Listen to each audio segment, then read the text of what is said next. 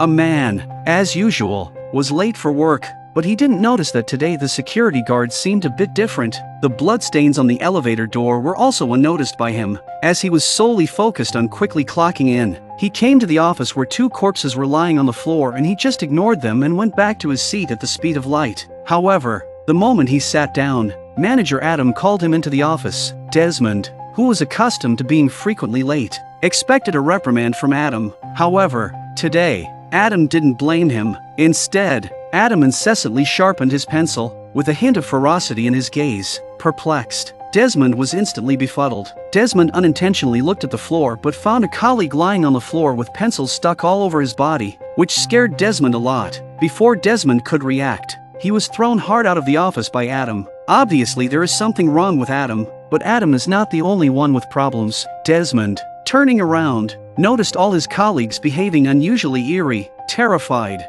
he hastily ran away, only to find his coworkers crazily chasing after him. The astute Desmond managed to hide temporarily, narrowly escaping danger. However, upon turning around, he observed another colleague relentlessly working. Desmond, intending to inquire about the situation, was met with a torrent of insults. The colleague, after scolding him, took a sip of the beverage on the table. At that moment, Desmond remembered seeing many similar drinks the previous day. Could it be related? But just as Desmond was about to leave, he accidentally touched a wire on the floor. The computer was shut down and the man was so angry that his fighting strength instantly increased by several times. He threw Desmond out and then pressed him against the wall. Desmond was about to be smothered when he pulled out a plank and smashed it into his colleague, knocking him to the ground. In a state of shock, Desmond hides in a room, and it occurs to him that all crazy people work all the time, so he had the idea of pretending to be busy at work, and it worked.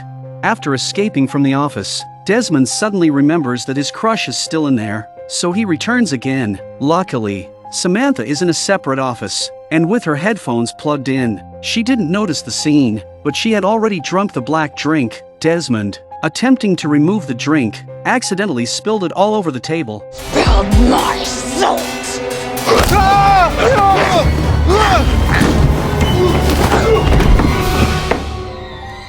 Whoa, this is like falling asleep behind the wheel.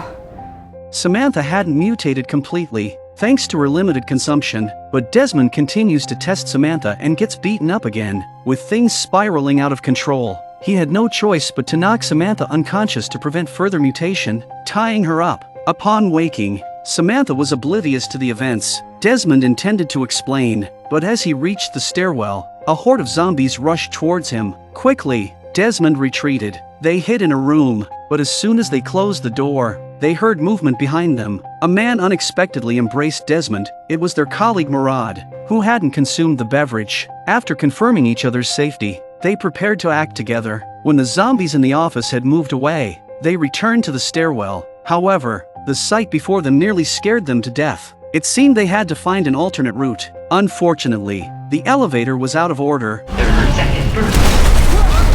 The ventilation shaft seemed like a good choice, but they struggled to fit Samantha in despite their efforts. It looks like the only way out is through the window. Desmond immediately grabbed a printer and smashed it against the glass. Amazingly, the glass remained intact, but it triggered the building's security system. The entire building was instantly encased in steel. As this weapon manufacturing company possessed the highest level security system, only the company's top executives could unlock it. This meant they had to traverse through zombie-infested floors to reach the top level. Looking at the zombies attacking each other, Desmond once again thought of the same solution as before. So, they pretended to be zombies and smoothly reached the human resources department. All the women there had mutated, and they menacingly surrounded Lentworth. Thinking on his feet, Desmond entered an office and used the intercom to broadcast a false message about the company being on holiday. This method managed to save Lentworth. Now, they just needed to pass through the sales department to reach the executive offices. However, the employees here were exceptionally irritable,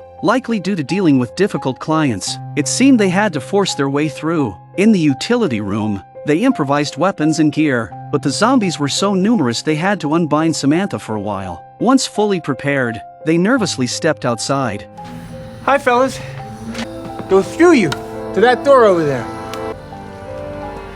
Kill them all!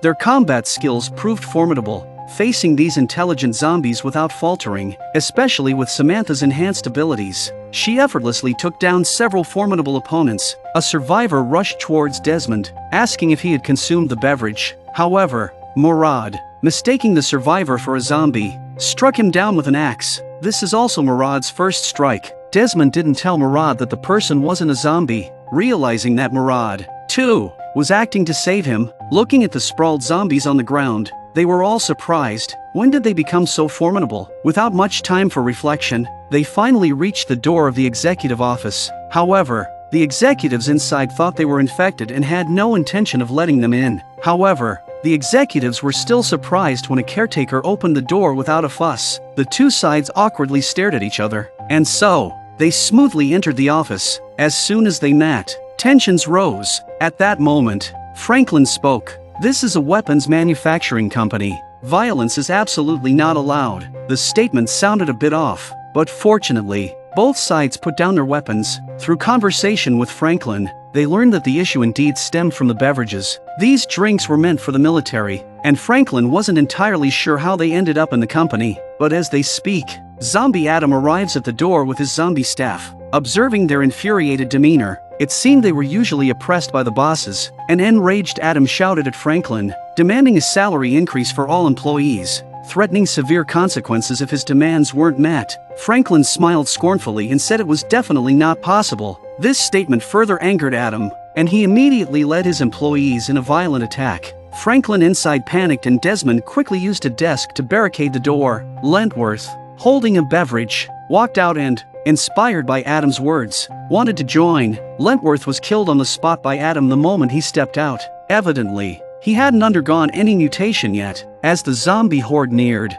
Desmond and Murad hurriedly took refuge in an office. Franklin managed to take down one zombie with his gun, but the overwhelming numbers forced him to retreat. Two shareholders were quickly overwhelmed by the zombie onslaught. A swarm of zombies breaks through the door, and even though Franklin has a gun in his hand, he can't stand up to the steady stream of zombies. Just as Franklin was about to reload, Adam suddenly chopped off his hand. After dispatching Franklin, Adam didn't stop there. The small company couldn't satisfy him. He wanted to use the boss's hand to deactivate the security system and infect more people outside. He also leaves a few of his men behind to get rid of Desmond and Murad. Desmond quickly grabbed a gun and effortlessly eliminated all of them, averting the crisis. However, Samantha's condition was dire. They had to find an antidote. So, they brought Samantha to the Research and Development Department, where they coincidentally encountered Dr. Nicholas. Under Desmond's pressing inquiries, Nicholas revealed the truth.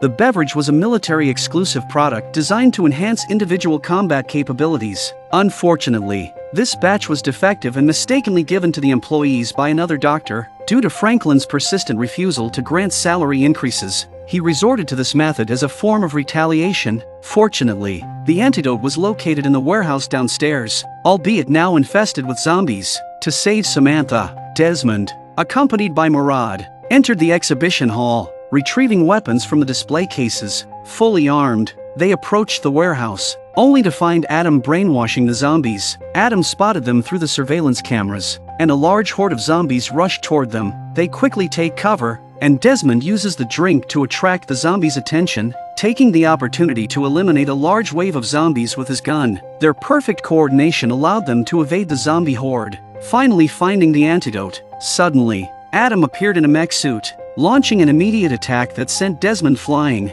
Though unharmed, they had to retreat due to the overwhelming firepower. Luckily, they secured the antidote. Desmond tossed the antidote to Murad, instructing him to save Samantha while he stayed behind to confront Adam. Desmond tried to provoke Adam verbally to lead him away but was unexpectedly attacked by a lurking zombie on his escape route. Adam was already aiming at Desmond. At that critical moment, Samantha, having taken the antidote, arrived just in time to rescue Desmond from the zombie attack.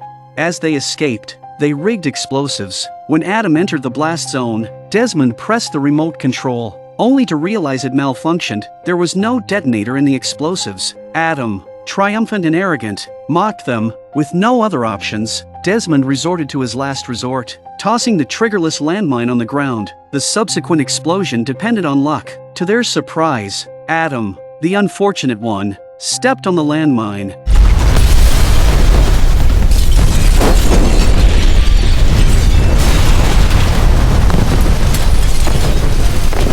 After a powerful explosion, they not only escaped the building but also concluded this dreadful disaster, witnessed by Murad. Desmond and Samantha started a happy life together.